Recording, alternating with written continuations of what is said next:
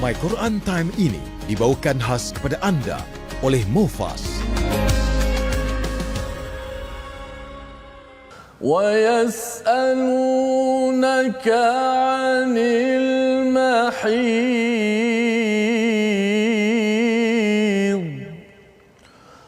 قُلْ هُوَ أَذًى فَاعْتَزِلُوا النِّسَاءَ فِي الْمَحِيضِ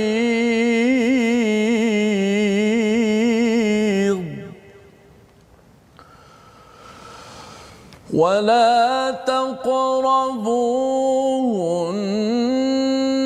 حَتَّى يطهرن فإذا تطهرن فأتوهن من حيث أمركم الله إن الله يحب التوابين ويحب المتطهرين.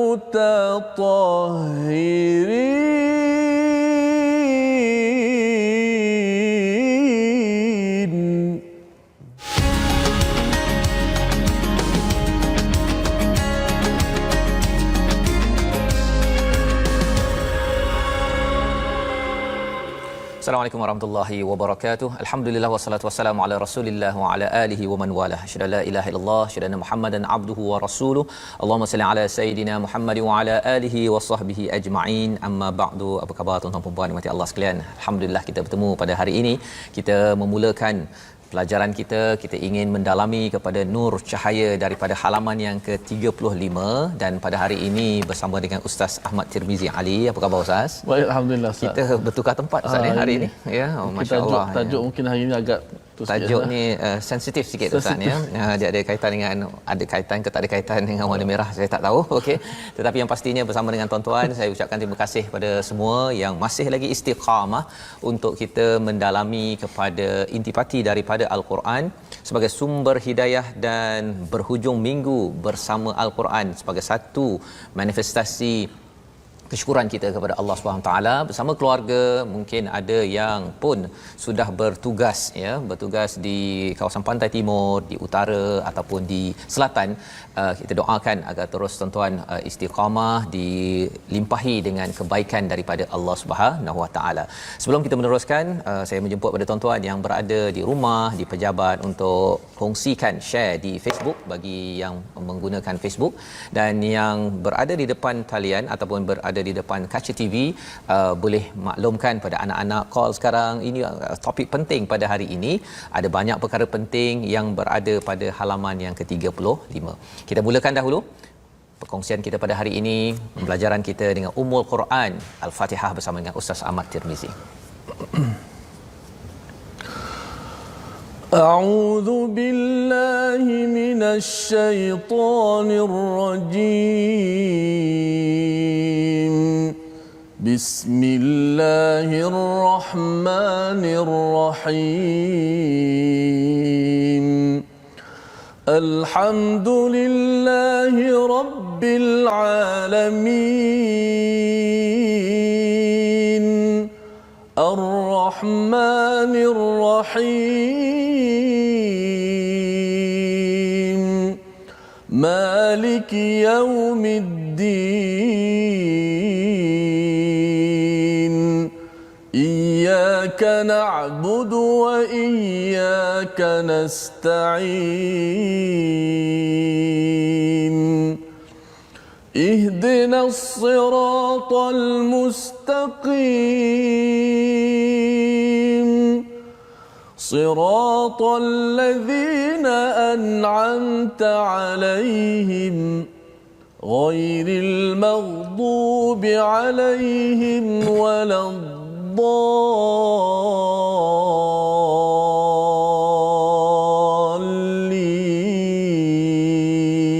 الضالين آمين.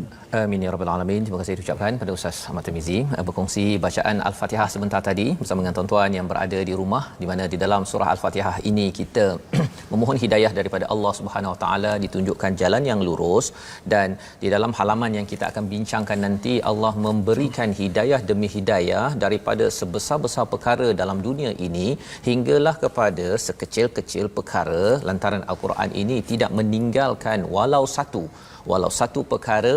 Dan kalau katakan perkara itu didiamkan oleh Al-Quran, itu maksudnya kita ada keharusan untuk memilih mana yang perlu kita laksanakan dalam kehidupan kita seharian. Jadi pada hari ini kita akan mendalami halaman 35. Apakah sinopsis ringkasan bagi halaman ini? Bermula dengan ayat yang ke-220, ya, ringkasannya ialah berkaitan dengan anak yatim, ya, menjaga harta anak yatim. Ini adalah ada kaitan ayat ini dengan ayat sebelumnya pada halaman yang telah kita bincangkan sebelum ini. Dan kemudian kita melihat kepada hukum pernikahan lelaki muslim dengan perempuan musyrik ataupun sebaliknya. Kita melihat bagaimana, ya, ayat ini adalah ayat pertama yang bercerita tentang menguruskan ataupun membina sebuah rumah tangga, sebuah keluarga, ya. Dan kemudian pada ayat 222 hingga 223 disentuh tentang darah wanita, haid, dan juga berkaitan dengan bagaimanakah hubungan antara lelaki perempuan, suami isteri dalam sebuah rumah tangga, ya. Dan diikuti dengan satu topik yang mungkin nampak seperti tidak ada kaitan, tetapi perlu kita faham amat berkaitan dalam sebuah rumah tangga dan juga di luar rumah tangga, iaitu sumpah dengan nama Allah dan sumpah yang sia-sia, sumpah yang la'un, yang perlu kita faham dalam ayat 224. Maka mari kita sama-sama melihat kepada ayat 220 dan 221 memulakan sesi kita pada hari ini. Tuan-tuan yang belum lagi share, Ustaz, ya, yang belum lagi kongsi, sila kongsi sekarang, ya. Jangan lepaskan peluang. Kerana apa? Kerana biasanya hujung minggu orang mungkin dia sibuk-sibuk, Ustaz, ya. Dia terlupa bahawa ada Quran Time. Jadi silakan berkongsi. Dan topik pada hari ini yang amat penting untuk dimaklumi bagi sebuah keluarga, untuk kita faham dalam kerangka Al-Quran, bukan dalam kerangka manusiawi yang kadang-kadang dalam bentuk yang agak negatif. Maka silakan Ustaz, ayat 220 dan ayat 221. Baik, terima kasih Al-Fadhil Ustaz Fazrul. Dan seterusnya penonton-penonton, sahabat-sahabat Al-Quran, my hashtag Quran Time, baca, faham dan amal. Alhamdulillah, saya mengajak semua untuk kita tidak lupa untuk sentiasa bersyukur kepada Allah Subhanahu Wa Taala di atas nikmat yang begitu besar diberikan kepada kita.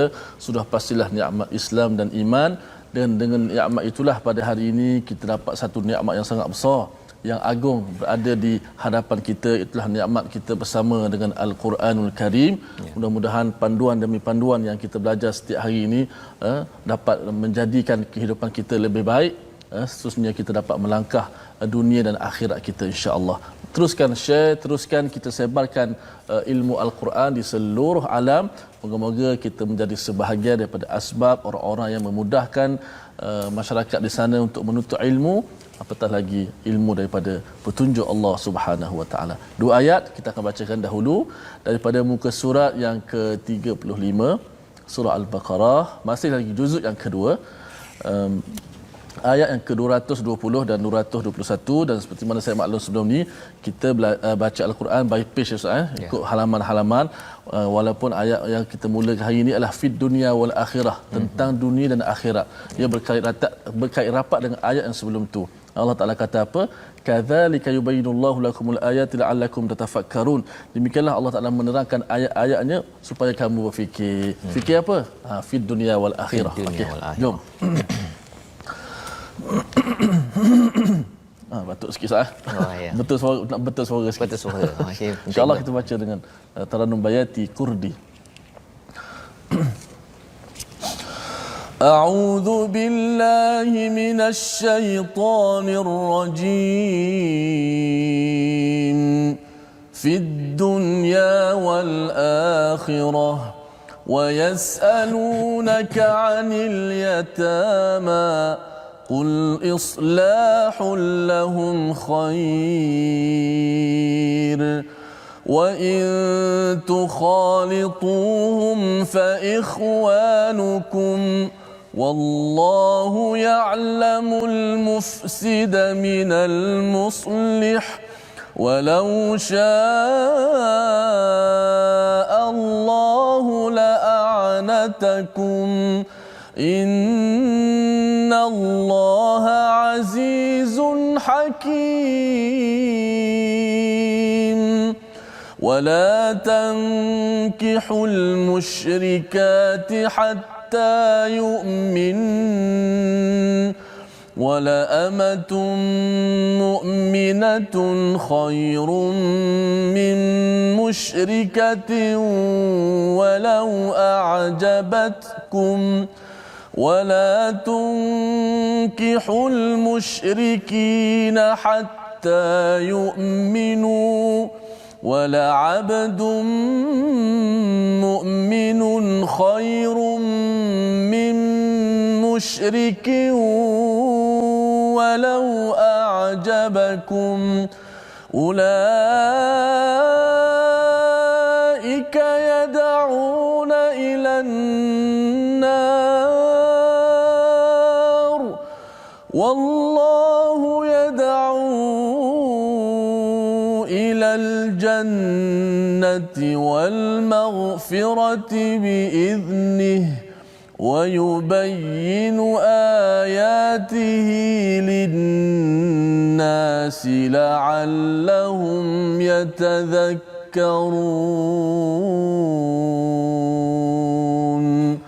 صدق الله العظيم. Surah Al-Al Azim ada ayat 220 dan 221 ini Ustaz ya. Sebenarnya ayat 220 ini dia dibaca dengan sambungan daripada ayat 219 ya. Maksudnya bila Allah menyatakan di hujung 219 itu kadzalika yubayyinullahu lakumul ayati la'allakum tatafakkaruna fi fid dunya wal akhirah ya. Itu adalah kaedah membacanya dan mengapa ia berkait pelik juga Ustaz ya. Kadang biasanya ayat tu dah habis-habislah tapi yang ini dia punya sebahagiannya itu berada pada ayat 220 pasal ia adalah satu topik yang amat besar yang saling berkait di antara 219 dan 220. Sebenarnya semua ada tanasub, ada kaitan. Tetapi kaitan yang ini perlu kita beri perhatian. Yang Allah katakan di hujung 219 itu la'allakum tatafakkarun, fikir secara mendalam ya, fikir secara mendalam. Apa maksud secara mendalam? Bila bercakap tentang ayat 219 bercakap tentang khamar dan juga maisir, tentang arak dan juga judi. Pasal apa? Orang yang mengambil arak, bisnes judi, ambil judi, orang ini amat mementingkan diri. Dan apakah ubatnya? Infak. Bila seseorang itu selalu beri dan beri bukan sekadar untuk diri sendiri, bukan kerana nak kaya cepat, bukan kerana nak terhibur cepat dengan arak, tetapi dia ingin terhibur ketika membantu kepada siapa? Kepada orang-orang yang dekat dengannya, maka itu kaitan di antara arak dan juga judi dengan infak. Dan infak ini bercakap tentang infak, dia menguruskan harta Ustaz ya. Kita nak bagi kepada yang lebih, maksudnya nak bagi pada saudara kita, bagi kepada kawan kita dan sebagainya.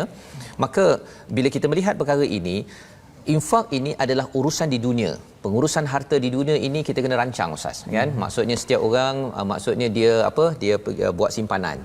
Ada yang buat KWSP contohnya ya, dia simpan duit pasal apa? Nak fikir pasal pencen nanti. Dia fikir di umur 50 60-an nanti saya tak bekerja, saya harapnya boleh beri nafkah kepada diri saya, kepada keluarga saya ataupun kepada orang-orang yang memerlukan. Itu dunia ya. Jadi Allah suruh kita berfikir, orang buat pelbagai institusi KWSP ataupun pelbagai institusi untuk simpan wang ataupun bank-bank membuat pelbagai produk untuk menguruskan dunia.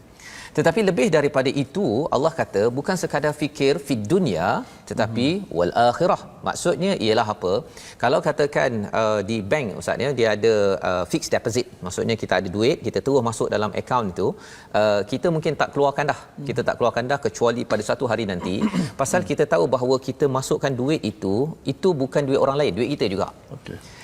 Bila Allah cakap fid dunya wal akhirah, maksudnya apa? Allah suruh kita buka satu akaun lagi, iaitu akaun dunia. Memang semua orang fikir betul-betul, simpan betul-betul. Kalau katakan tak mencarum dalam simpanan keuangan itu, ya, sampai ada penguasa yang akan mengingatkan pada majikan, kamu tidak mencarum untuk staf kamu, ya. Orang berfikir betul-betul. Jadi Allah kata jangan sekadar berfikir betul-betul dunia, itu penting, tetapi akhirah ini sudahkah kamu siapkan satu akaun di akhirat nanti. Jadi itu sebabnya bila bercakap tentang tuan-tuan yang infak, yang berwakaf, sebenarnya kita sedang pindahkan duit ke dalam akaun akhirat. Dia tidak hilang. Allah cakap tentang Allah akan yuwaffu, Allah akan kembalikan semula. Malah nanti kita akan berjumpa dengan ayat bukan satu kali ganda, dia boleh berganda sampai berganda-ganda, ustaz, ya. Kerana apa? Kerana perkara ini biasanya orang tak fikir. Kalau tidak mendapat hidayah daripada Allah, orang rasakan bahawa saya nak buat simpanan pada umur 60-70 tahun, tapi saya tidak mahu transfer, pindahkan duit ke dalam akaun yang bernama akaun akhirat. Padahal akaun akhirat confirm itu paling berharga untuk kehidupan kita pada hidup yang akan datang. Jadi ini bila kita ada mindset menguruskan dunia dan juga harta kita di akhirat, maka insya-Allah selepas itu apakah yang Allah sentuh? Wa yasalunaka 'anil yatama. Mereka bertanya tentang anak yatim. Pasal bila kita dah jaga ahli keluarga kita, uruskan dunia akhirat, maka insya-Allah berbanding dengan sekadar dalam keluarga kita, kita nak jaga orang-orang di luar keluarga yang mungkin kurang bernasib baik. Nama kumpulan itu adalah anak yatim, ya, yang kematian ayah. Apakah yang Allah kata? Qul islahul lahum khair. Buatlah pembaikan, itulah yang lebih baik, ya. Wa in tukhalituhum fa ikhwanukum. Ya, pada zaman sahabat, ustaz, ya, bila mereka dah kata jangan makan harta anak yatim, sampai ada yang nak masak, dia masak, okey, ini masakan untuk keluarga dia, ini masakan untuk anak yatim yang dijaga di bawah di dalam rumah dia. Sampai tahap begitu.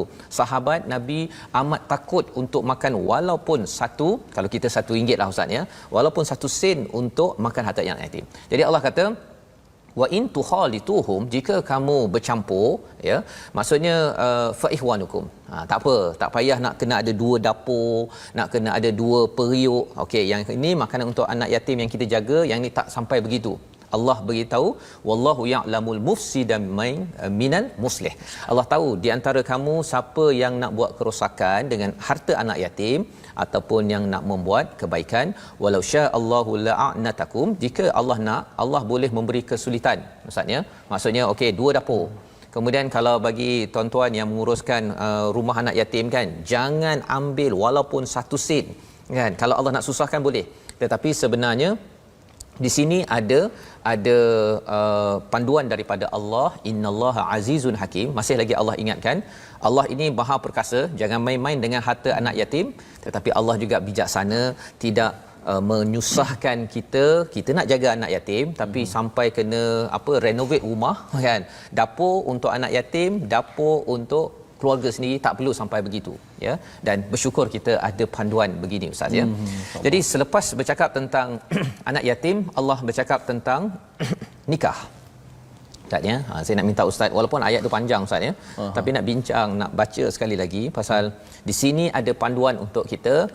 Bila masuk kepada pernikahan, yang paling penting, suka sama suka, ustaz, ya. Biasalah orang bercinta, ustaz, ya. Bercinta ni dia kadang-kadang tak nampak dah, kan?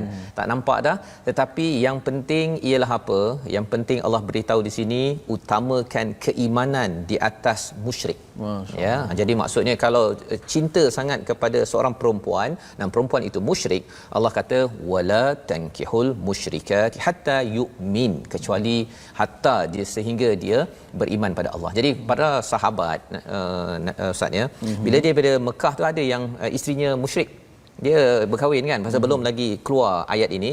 Bila keluar ayat ini adalah satu peraturan yang mencabar, ya. Macam kita, ustaz, kita dah awal-awal berjumpa dengan isteri, dah dua-dua beriman, kan, ataupun dah masuk Islam, mudah, ya. Tetapi bagi tuan-tuan mungkin ada ahli keluarga yang dia belajar dekat Amerika, kan, berjumpa dengan Minah Saleh contohnya, Minah bukan Minah Soleh, Minah Saleh, kan. Pada waktu itu apa panduannya? Ini ayatnya, ustaz, Silakan Ustaz untuk dapat baca sedikit ayat ini. Masya-Allah. Auzubillahi ولا تنكحوا المشركات حتى يؤمن ولا أمة مؤمنة خير من مشركة ولو أعجبتكم. Okey, baik. Jadi itu sebahagiannya ya. Sebahagian saja nak memberi highlight kepada bahawa sebenarnya pilihan kita adalah kepada orang yang beriman ya. Bagi kita yang beragama Islam ni mudah membuat pilihan itu, tetapi mungkin anak kita nanti manalah tahu Ustaz kan. Kita tak tahu anak kita dia pergi ke Jordan ke kan.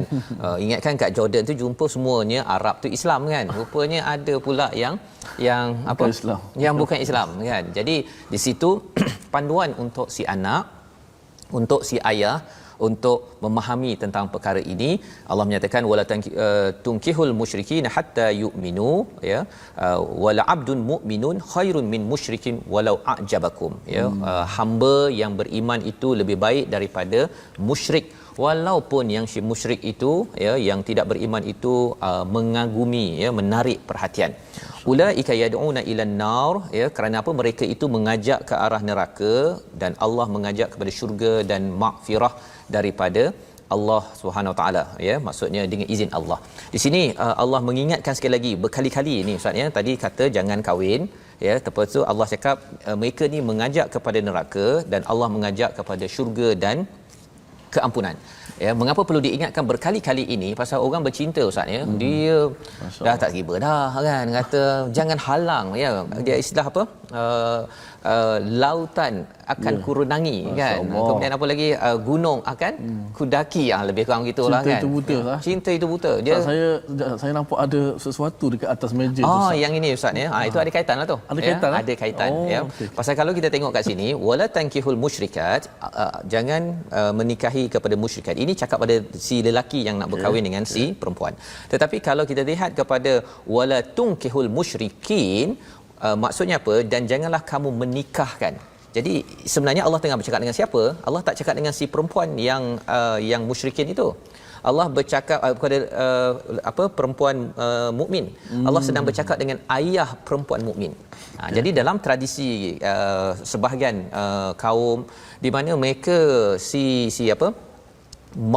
bakal mak mertua ya, dia akan datang ke rumah si bakal isteri anak ni tadi tu kan.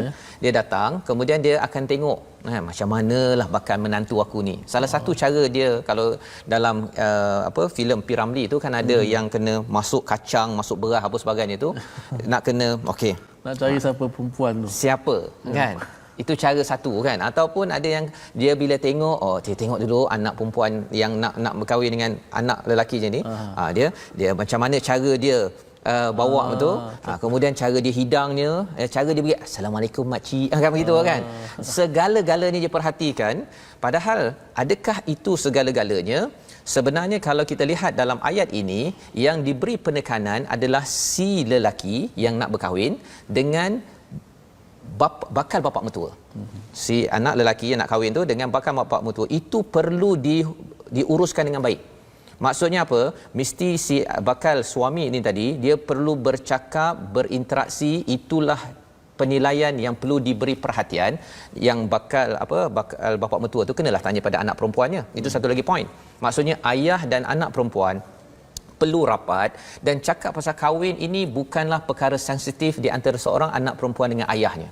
Kadang-kadang anak perempuan kena cakap dengan mak kan. Mak, sebenarnya Minah nak berkahwin mak kan. Okey, dia pergilah cakap pada ayah kamu kan, contohnya tak berani mak kan. Bila itu berlaku, ia menghalang daripada si ayah itu, bapa mertua lah ya, kepada si untuk bercakap baik-baik. Dan kalau katakan si suami, bakal suami ini tidak bercakap dengan bakal bapa mertua, kesannya ialah apa? Kesannya kadang-kadang dia tak cakap dengan bapa mertua, dia cakap dengan bakal isteri dia. Yang itu menyebabkan dia punya SMS, WhatsApp ke ataupun apa-apa sahaja dialog itu antara bakal suami dengan bakal isteri terlampau sangat. Padahal sebenarnya waktu ini dua-dua dah tak betul sangat dah.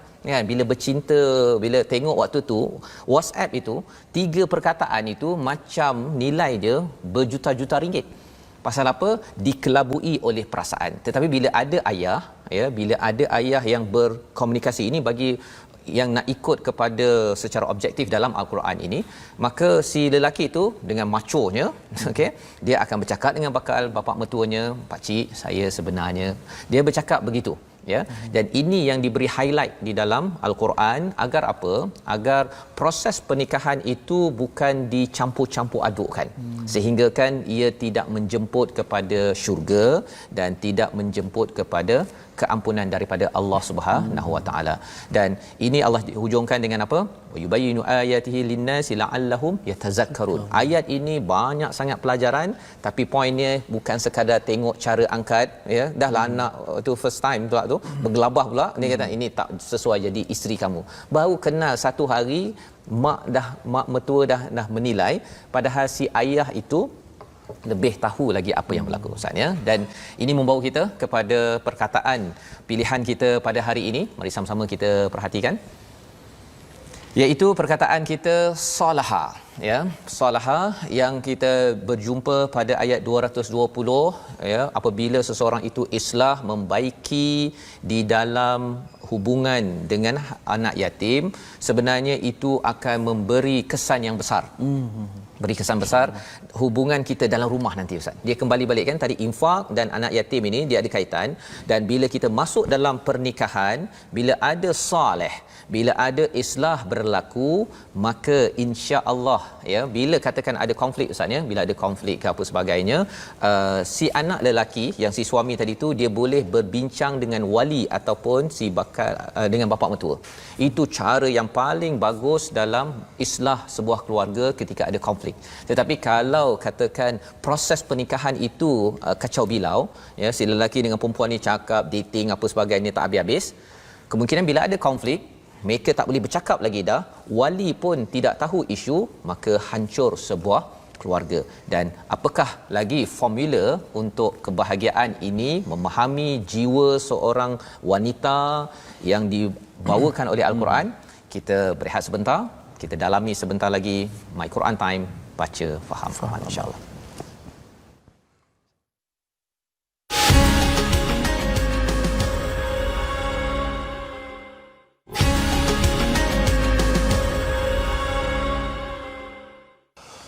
ولا تجعلوا الله عرضة لأيمانكم أن تبروا وتتقوا وتصلحوا بين الناس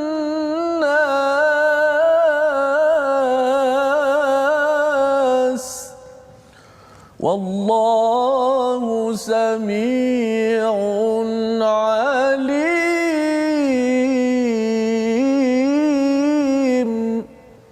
Alhamdulillah, kita kembali semula dalam My Quran Time.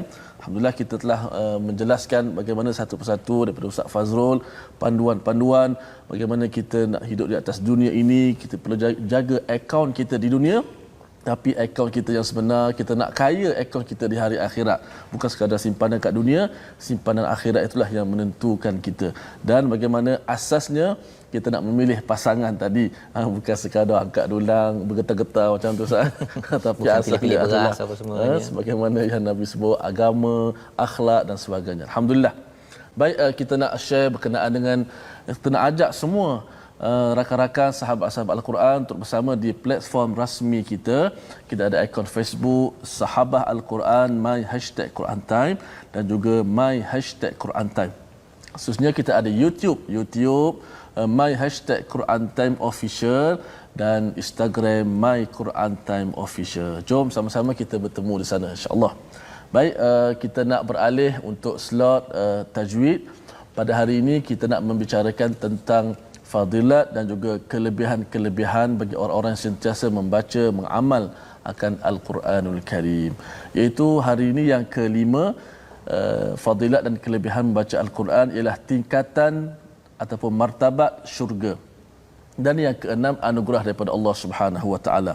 Sebagaimana yang kita pernah kongsikan hadis-hadis Nabi sallallahu alaihi wasallam, orang yang baca Quran tingkatan martabat yang hebat. Pertama sekali baca Al-Quran, Nabi kata bukan alif lam mim tu satu huruf, tetapi alif satu huruf, lam satu huruf, mim satu huruf, digandakan setiap huruf tu dengan 10 pahala. Dan kemudian hadis orang-orang yang mahir baca Al-Quran dia bersama dengan para malaikat yang mulia. Ini satu kelebihan. Dan juga orang yang belajar Al-Quran mungkin tersekat-sekat, mungkin payah nak baca Al-Quran tapi dia tetap semangat nak belajar, maka Nabi kata 2 pahala bagi orang macam ni. Dan juga hadis Nabi sallallahu alaihi wasallam berkaitan darjat orang yang baca Al-Quran. Sebagaimana banyak dalam riwayat sebut, dikatakan kepada pembaca Al-Quran, bacalah Al-Quran dan bacalah seperti mana kamu baca dekat dunia tartil dulu. Sesungguhnya darjat kamu dalam syurga ialah di ayat terakhir yang kamu baca. Dalam riwayat lain sebut Ustaz, dikatakan masa nak masuk syurga tu, dikatakan kepada yang baca Al-Quran selalu ni, bacalah kamu was'ad dan naiklah kamu ke tingkatan syurga. Yang mana ayat yang kita baca diulang-ulang itu sebenarnya itulah darjat kita. Maka ini persaingan terbuka. Tidak ada perlu bayar duit dan sebagainya. Siapa yang semangat, berminat, maka dia akan dapat insya-Allah. Ya. Jadi itu Ustaz, adalah panduan yang penting Ustaz ya. Bercakap tentang ayat Al-Quran ini, bagi setengah orang dia rasa macam dia baca okey habis khatam begitu saja, tapi rupanya ini adalah aset penting ya. Bila kita baca, kita faham, yang kita ulang banyak kali itu, makin kita banyak baca dan faham dan ulang itu, itulah yang menaikkan martabat kita di sisi Allah di dalam syurga, naik ya tahap syurga Ustaz ya. Cuba bayangkanlah kita order, kita tempah hotel 1 bintang kan, sampai ke tempat tu kata encik naiklah naiklah kepada hotel 6 bintang kan, free of charge. Yang kita mesti terkejut Ustaz kan, terkejut rupa-rupanya kerana apa? Kerana kalau di akhirat nanti Quran kita. Masya-Allah. Masya-Allah. Bila Ustaz sebut sampai akaun dekat dunia dan akhirat, saya cukup tertarik. Satu, panduan Al-Quran, Allah Taala ajar panduan dekat dunia macam mana nak kahwin, hidup anak yatim. Lepas ni pasal apa ni? Pasal perempuan, hubungan suami isteri. Akaun dapat dah kat dunia bantuan. Kemudian akaun akhirat pula meningkat bila baca Quran, tadabbur Betul. Dan itu kaedah yang kita ingin bina bersama tuan-tuan ya dalam My Quran Time ini. Untuk itu sebabnya tuan-tuan boleh share, boleh kongsikan lagi dan kita nak meneruskan Ustaz ya. Okay, perbincangan kita berkaitan dengan ayat 222 hingga 224. Sebuah keluarga sudah terbina ya. Macam mana nak memahami seorang wanita ya. Jadi sahabat bertanya satu soalan yang agak sensitif kan. Soalannya berkaitan dengan mahid, tentang satu perkara yang bagi negara di tanah Arab itu perkara ini sensitif untuk dibincangkan, apatah lagi bersama dengan Rasul sallallahu alaihi wasallam. Tetapi Allah memberi penekanan ini satu topik, satu ayat. Jom kita baca bersama. Baik, terima kasih Ustaz Fazrul. Seterusnya kita dapat panduan lagi ayat yang seterusnya insya-Allah. Kita minta semua sahabat-sahabat Al-Quran kita jangan lupa untuk share rancangan ini. Moga-moga alhamdulillah semua dapat belajar ilmu Al-Quran. Ada yang saya dapat penonton-penonton komen sedang dalam kereta perjalanan tak miss My Quran Time. Ada yang berada di hospital dan dengan rawatan, kami tengok juga My Quran Time. Ada yang atas motor pun ada, tak tengok gambar Ustaz Fazrul, tak tengok gambar kami. Pakai earphone je.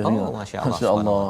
Mudah-mudahan insya-Allah dapat manfaat insya-Allah. Amin ya rabbal alamin. Baik, kita nak seterusnya ayat yang 222 hingga 224. Kalau tadi sebut tentang bagaimana asas perkahwinan, nak pilih pasangan mesti ada akhlak, mesti ada agama dan sebagainya. Ayat seterusnya sebagaimana kata Ustaz Fazrul, Allah nak jelaskan lagi panduan bagaimana adab yang wajib kita patuhi, khasnya bersama dengan pasangan ketika waktu yang tertentu. Okey, insya-Allah. Kita nak baca dalam lagu Hijaz lah pula Ustaz, lagu Hijaz. Dan di sini ada bentuk perintah dan sebagainya yang pasti kita patuhi insya-Allah.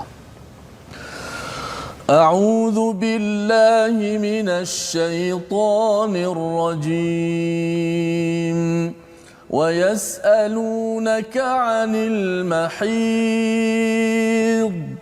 Qul huwa adhan fa'tazilun nisaa fil mahid. ولا تقربوهن حتى يطهرن فإذا تطهرن فأتوهن من حيث أمركم الله إن الله يحب التوابين ويحب المتطهرين نساؤكم حرث لكم فأتوا حرثكم أنى شئتم وقدموا لأنفسكم واتقوا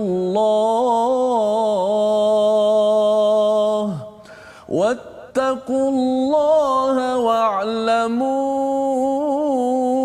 أنكم ملاقوه وبشر المؤمنين ولا تجعلوا الله عرضة لأيمانكم أن تبروا وتتقوا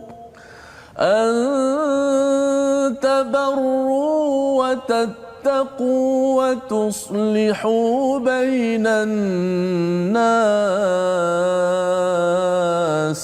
والله سميع عليم. Sadaqallahul azim. Sadaqallahul azim. Jadi ini adalah daripada ayat 222 Ustaz ya. Mereka bertanya tentang mahid, tentang darah wanita haid.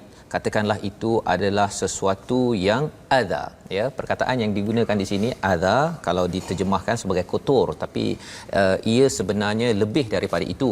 Lantaran kalau kita tengok dalam surah Saf, bila Nabi Musa menyatakan wa iqala Musa liqaumihi ya qaumi lima tu'dhunani wa qad ta'lamuna anni rasulullah. Ya, Nabi Musa berkata kepada Bani Israel itu, mengapa kamu sakiti? Perkataan adha itu maksudnya adalah suatu yang sukar ataupun sakit. Ya, jadi Allah boleh terangkan dalam pelbagai bentuk, tapi Allah nak memaklumkan kepada suami bahawa sebenarnya secara fizikal seorang wanita sakit ketika menghadapi haid, ya, darah wanita bulanan tersebut. Dan yang keduanya dari segi psikologinya juga dia sakit pada waktu itu. Ini adalah cara Allah mendidik bagi suami-suami agar memahami psikologi seorang wanita. Dan apa yang perlu dibuat pada waktu ini, fa'tazilun nisaa fil mahid, jauhi wanita ketika haid tersebut. Dan istilah ini, fa'tazilu ini, ada sebahagian yang kata bahawa kalau macam ini saya makan pun terasing daripada isteri yang haid contohnya. Ataupun ada yang kata kalau masak pun, kalau masak ketika haid itu tidak berkat. Itu semua adalah kefahaman-kefahaman yang salah, dan kefahaman ini datang daripada mana? Daripada tradisi Yahudi, Ustaz.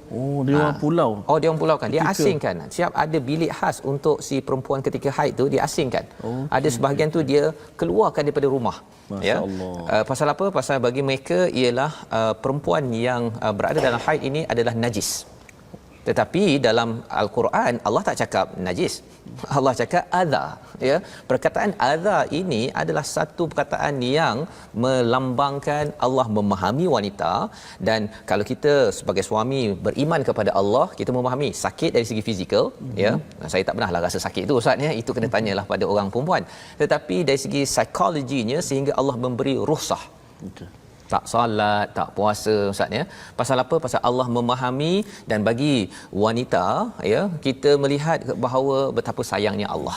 Ya, Allah memahami perkara ini.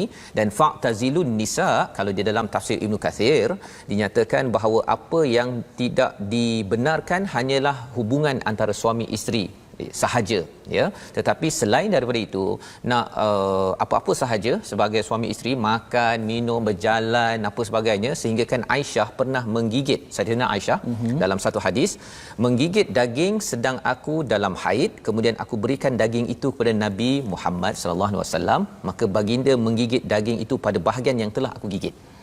Kalau dalam tradisi Yahudi, Ustaz, ya, tak adanya dia pergi buang daging itu kot, kan. Ataupun kata Saidina Aisyah, aku pernah minum lalu aku berikan minuman itu pada baginda, maka baginda minum pada tempat bekas aku minum.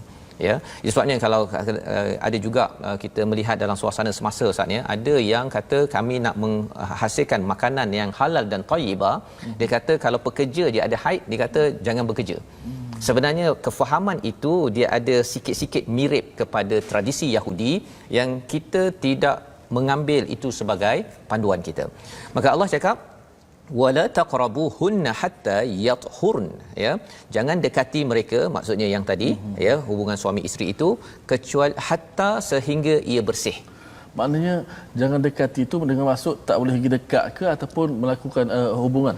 Okay. Kalau nak bersentuh, bersalam, faham, betul. Dia kata, tengok Quran kata jangan dekat. Halau terus, ya halau Allah. Terus. Itu yang Yahudi. Tradisi bukan kita, ya. Bukan, itu daripada tradisi Yahudi, ya. Itu sebabnya kalau bersalam ke, berpeluk ke, apa sebagainya, tak ada masalah, kan. Asalkan bercakap tentang hubungan intim antara suami dan isteri. Sebabnya tajuk ini adalah tajuk yang kita terbalik, Ustaz, ya, pasal bertukar tempat. Pasal apa? Pasal mungkin adik-adik yang dengar tak faham sangat, tak apa, tak faham, ya, tapi bagi mak ayah, ya, perlu menjiwai ataupun memahami perkara ini, kena faham perkara ini, dan kena pada satu masa nanti perlu didik kepada anak, jangan ambil ini sebagai permainan. Ya, pasal Allah ambil serius perkara ini, bukan untuk dimain-mainkan. Allah menyatakan fa idza tatahharna fatuhunna min haitsu amarakumullah, kemudian dah suci boleh seperti biasa. Dan Allah menyatakan innallaha yuhibbut tawwabin wa yuhibbul mutatahhirin. Allah suka kepada orang yang bertaubat dan Allah suka pada orang yang bersih. Jadi kalau kita tengok ayat ini dua-dua ini, Ustaz, ya, sebenarnya ada formula kebahagiaan dalam sebuah rumah tangga, iaitu satu, memahami psikologi wanita, ya, Allah beritahu kepada lelaki pasal lelaki sebagai pemimpin, dan yang keduanya tadi bercakap tentang hubungan antara suami isteri ini penting. Ya, penting tapi mengikut peraturan, dan yang ketiga mesti ada taubat selalu. Ini bukan sekadar untuk perempuan saja, untuk lelaki dua-dua kena bertaubat dan jaga kebersihan.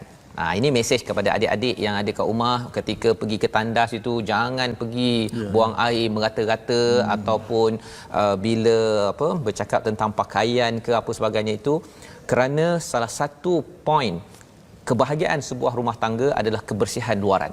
Misalnya jaga kebersihan lantaran apa? Kerana tempat yang kotor ni disukai oleh syaitan dan akhirnya mengganggu ibadah dan taubat dan hubungan suami isteri. Saya nak tanya satu, Ustaz. Bila Ustaz sebut psikologi tadi, berkaitan perempuan yang ketika didatangi haid dan sebagainya, adakah dia mengganggu? Sebab saya dulu, rumah saya pernah share satu cerita, seorang doktor di universiti, dia kata, saya kalau rumah saya kalau period, saya akan gosok baju, saya akan hantar dia pergi kerja. Lalu pelajar bertanya balik, kenapa Prof buat macam tu? Ya, subhanallah. Kan? Kerana ketika didatangi haid, mungkin emosi dia tidak stabil, maka kita yang buat kerja itu. Mungkin Ustaz boleh bahas dari situ. Masya-Allah, itu satu penjelasan yang special tu, Ustaz, ya. Sebenarnya memang Al-Quran ini dia amat details, ya. Perkataan adza sebentar tadi, ya. Dan bila saya mengkaji ini pun saya pun baru ya Allah, kan, banyak kot kesilapan yang saya buat.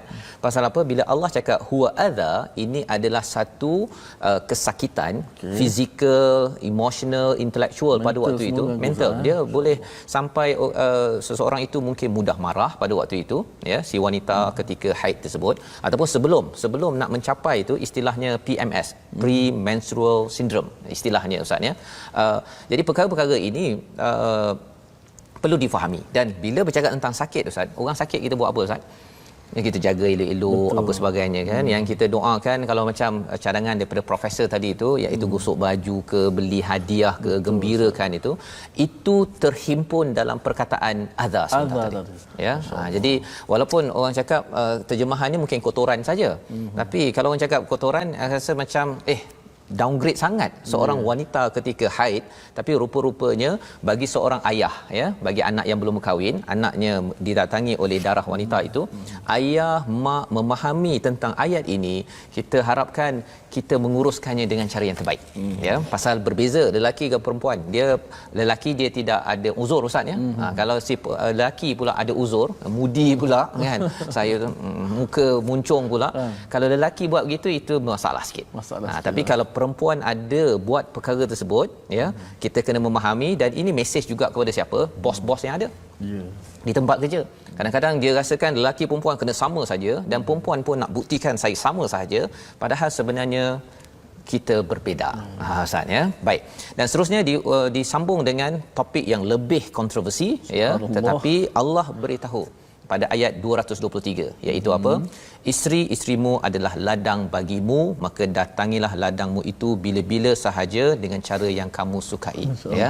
Jadi mungkin ustaz, perkara ini sensitif, ya, tetapi disebabkan Allah bawakan satu pelajaran sebelum ustaz kalau boleh ulang ayat ini. Allah, sebelum saya nak baca, saya nak minta ustaz kupas sikit supaya saya dapat gambaran. Baik. Pasal ayat ni dia punya maksud dia mendalam, ustaz. Betul.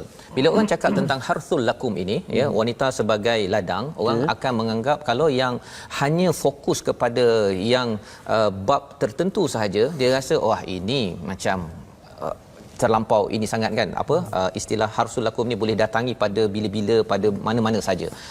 Dia ada satu konotasi seksual kan. Tetapi sebenarnya bila diletakkan istilah harth itu maksudnya ladang. Bila bercakap tentang ladang, ustaz, ya, orang-orang Arab ni bila dia sebagai di Madinah itu sebagai petani kan, yang menanam, mereka akan tengok apa? Mereka tahu bahawa dia ada prosedur, ada teknik, ya. Kemudian apa? Bila sudah menanam, dia kena jaga, tanggungjawab dia menjaga kepada tumbuhan benih yang dia dah tanam tadi tu, dia kena jaga elok-elok. Dia tahu kerjanya makin banyak, kena baja, kena airi, kena jaga elok-elok, barulah hasilnya nanti itu memberi manfaat pada siapa?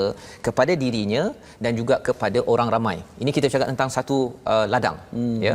Jadi bila seorang wanita dikaitkan dengan ladang sebentar tadi, sebenarnya bagi seorang suami ialah bila sudah berinteraksi dengan si isterinya, dia bukan sekadar suka-suka tanam benih lepas tu tinggal. Ini yang pernah dibuat oleh orang-orang yang tak bertanggungjawab. Yang tanam benih tinggal. Tapi bila Allah cakap harsul lakum, wahai lelaki, itu mesejnya, kamu jangan jadi petani tak bertanggungjawab. Letak benih tinggal. Tapi kamu kena jaga elok-elok, bagi baja, bagi air, jaga si isteri itu, terutama bila dia mengandung, ya, pada waktu itu ekstra perlukan belayan kasih sayang yang lebih, dan mesej ini yang dia ambil pada istilah harthul lakum, dan Allah menyatakan waqaddimu li anfusikum, dan laksanakan, siapkan untuk diri kamu. Pasal apa? Sebenarnya dia bermula dengan hubungan suami isteri, tapi sebenarnya itu adalah antara proses menyiapkan bekalan kita untuk diri kita ke mana? Sampai ke syurga, ustaz. Insya-Allah. Pasal apa? Pasal bila bercakap tentang wal tanzur ma qaddamat di dalam surah al-hasyr, ya, kamu hendaklah perhatikan apa yang kamu siapkan. Itu istilah waqaddimu, itu siapkan diri kamu. Bila jaga elok-elok si isteri, ada anak ini dijaga, itu tanda kamu adalah seorang petani yang wattaqullah wa'lamu annakum mulaqu. Kamu petani yang bertanggungjawab nak berjumpa Allah. Kita adalah suami yang bertanggungjawab untuk berjumpa Allah, bukan suka-suka sahaja. Sila ustaz. Alhamdulillah. Ayat yang ke 223, ustaz. Kita ulang sekali lagi ayat 223. Setelah kefahaman kita jelas bagaimana ayat ini perlu dipercerahkan, sebab perkataan bahasa Arab kalau kita tengok dari sudut literal sahaja mungkin kita akan silap memahami Al-Quran. Saya sendiri tak faham adanya yaqrabuhun dari bahasa dengan kamu dekati. Rupanya ada sesuatu di situ yang perlu diperhalusi dan diperjelaskan supaya kita dapat faham Al-Quran dengan cara metod yang betul. Okey, 223 saya ulang ayat tersebut.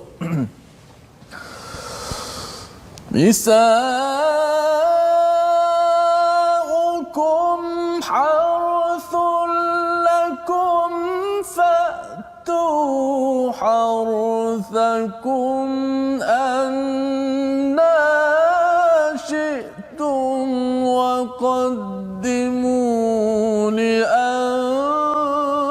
لأنفسكم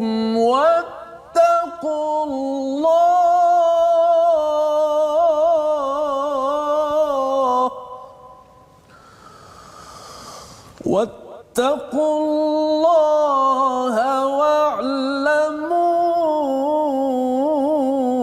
أنكم ملاقوه وبشر المؤمنين.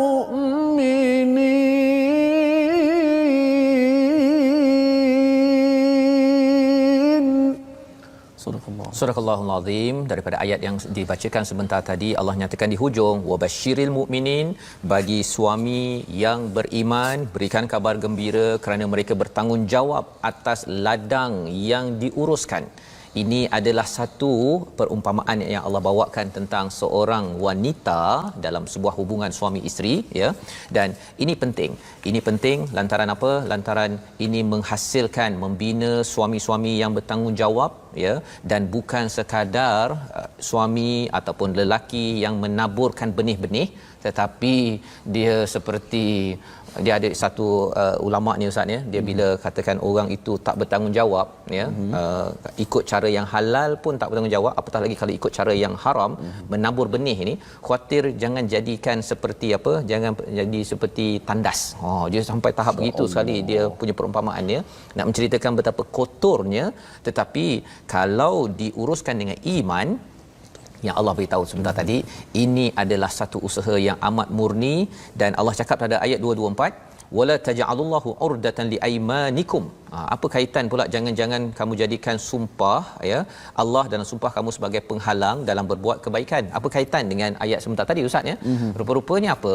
Dia biasanya bila dah ada hubungan suami isteri dah okey, tapi lepas habis, ya, kadang-kadang ada orang yang dia mungkinlah dengan suami isteri tu dia ada berkonflik, ya, berkonflik, dia bergaduh, dan kadang-kadang dia kata pada si isterinya ataupun dalam hatinya, selepas ini kan aku sumpah aku tak nak, wallahi, kalau di negara Arab tu guna perkataan wallahi, ya, tak nak buat kebaikan kepada si isterinya.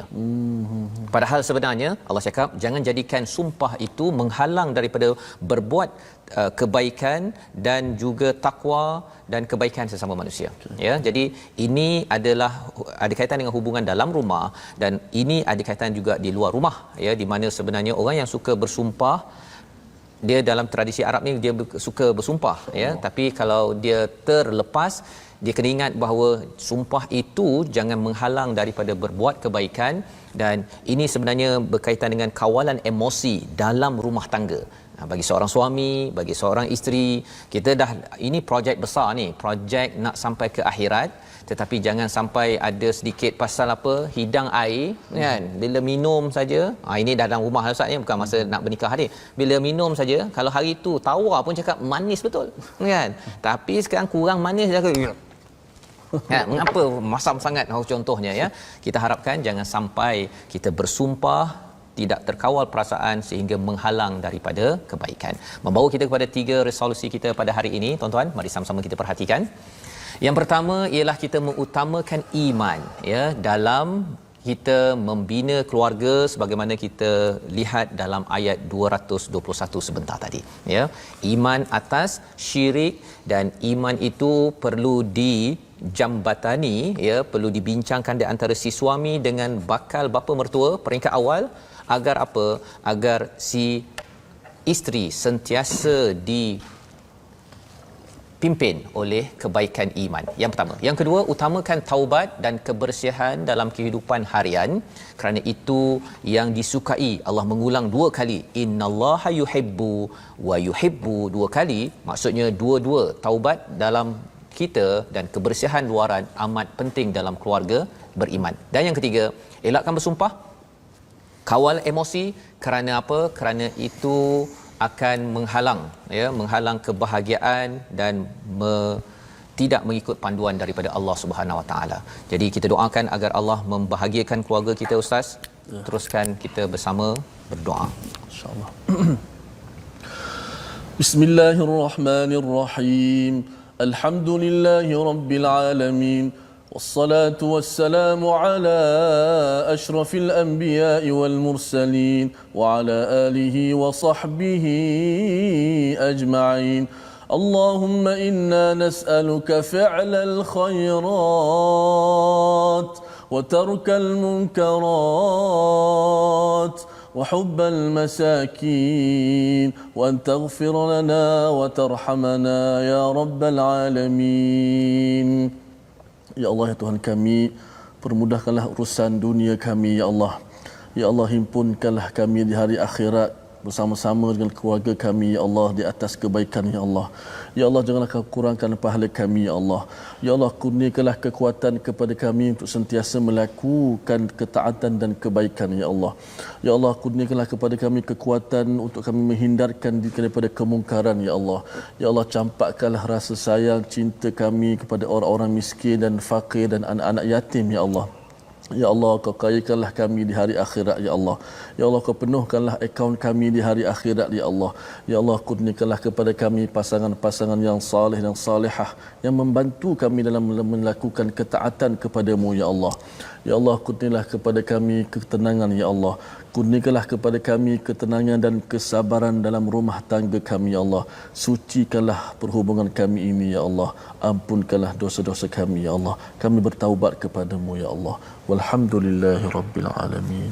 Amin amin ya rabbal alamin. Terima kasih diucapkan pada Ustaz Tarmizi membacakan doa yang kita harapkan, kita doakan Allah mengkabulkan doa kita sebentar tadi, tuan-tuan dan puan, dan kita mengikuti segala panduan dalam halaman yang ke-35 ini penuh dengan lataif, Ustaz, ya, penuh dengan kelembutan daripada Allah Subhanahu Wa Taala menjaga hak suami dan isteri, membina keluarga yang bahagia. Inilah yang kita ingin sebarkan dalam Wakaf untuk Ummah, satu platform untuk sama-sama kita membina keluarga sakinah, mawaddah menuju syurga, makfirah Allah. Sudah pastinya perlu memahami Al-Quran. Tuan-tuan boleh menyumbang dalam akaun yang tertera untuk kita sebarkan lagi mushaf Al-Quran dan juga program-program Al-Quran di seluruh negara. InsyaAllah kita bertemu pada jam 5 petang, pada jam 11 malam, ya, 11 malam. Pasal hari ini hari Ahad, ya, dan juga 6 pagi. 6 pagi, insya-Allah. Insya-Allah kita akan menyambung pada ayat ataupun halaman yang ke-36 pada hari esok. Okay. Ya, kita mengucapkan terima kasih kepada tuan-tuan dan juga terima kasih, ya, program My Quran Time yang dibawakan oleh Mofas. Kita bertemu lagi My Quran Time, baca faham amal, satu ayat akhir, Ustaz, yang mungkin Ustaz boleh bawakan sebagai penghujung, insya-Allah. Insya-Allah. A'udzubillahi minasyaitonir rajim. Nisa'ukum harthun lakum fa'tu harthakum anna syi'tum wa qaddimu li anfusikum wattaqullah